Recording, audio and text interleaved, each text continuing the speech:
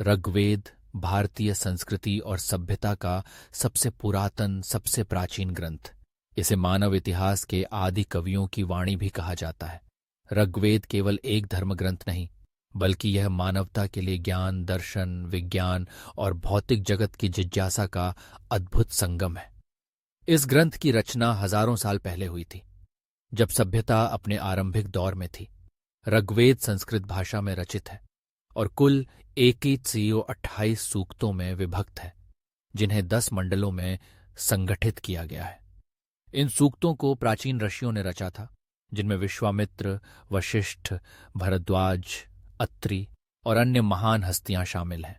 ऋग्वेद का अर्थ है स्तोत्रों का ज्ञान। यह वेद मंत्रों का संग्रह है, जिन्हें रचाएं कहा जाता है।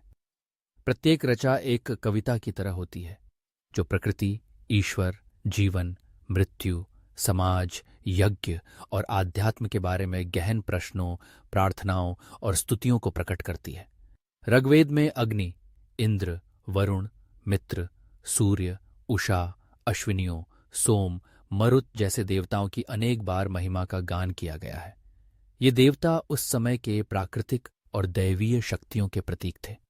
जैसे अग्नि को यज्ञ का माध्यम मानकर उसकी स्तुति की गई है, क्योंकि यह देवत्व और मनुष्य के बीच सेतु का कार्य करता है।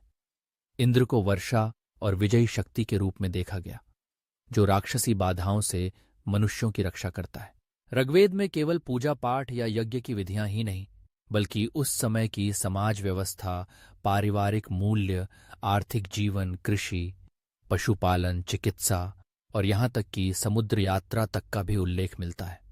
इन सूक्तों के माध्यम से हमें वैदिक समाज की झलक मिलती है। लोग गायों को संपत्ति मानते थे, राजाओं के चुनाव की बात होती थी, स्त्रियों को समाज में महत्वपूर्ण स्थान प्राप्त था और ऋषि मुनि ज्ञान के आदान प्रदान में विश्वास रखते थे। ऋग्वेद में ज्ञान और विवेक का असाधारण विस्तार है। कुछ सूक्त केवल वैदिक परमात्मा की स्तुति नहीं, बल्कि ब्रह्मांड के जन्म, प्रकृति की उत्पत्ति, मनुष्य की जिज्ञासाओं पर भी केंद्रित है। नासदीय सूक्त जैसा मंत्र, जो प्रसिद्ध है, सृष्टि की उत्पत्ति पर गहरी दार्शनिक चिंतन प्रस्तुत करता है। उस समय न अस्तित्व था, न अनस्तित्व, न आकाश, न वायु, केवल वही एक था जो स्वयं में था। यह केवल ईश्वर की आराधना का ग्रंथ नहीं, बल्कि जिज्ञासा और तर्क का भी अद्भुत उदाहरण है। ऋग्वेद में मानवता के साझा मूल्यों पर भी जोर है। एकम सद्विप्राः बहुधा वदन्ति, अर्थात सत्य एक है। विद्वान उसे अनेक नामों से पुकारते हैं।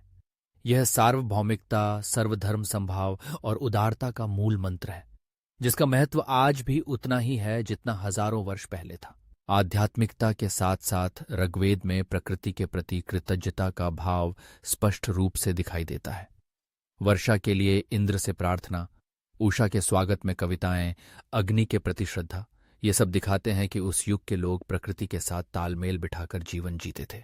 ऋग्वेद केवल अतीत की विरासत नहीं, यह भारतीय संस्कृति का जीवंत आधार है। इसकी रचनाएं आज भी हमारे संस्कारों, परंपराओं और उत्सवों में गूंजती हैं। यह ग्रंथ बताता है कि भारत का चिंतन कितना गहरा, व्यापक और वैज्ञानिक रहा है। ऋग्वेद में छिपा ज्ञान और संदेश आज भी मानवता के लिए प्रेरणा का स्रोत है और सदैव रहेगा, क्योंकि यह केवल शब्दों का संग्रह नहीं, बल्कि अनंत जिज्ञासा, आस्था, तर्क और करुणा की यात्रा है, जो जीवन के हर पीढ़ी को आलोकित करती है।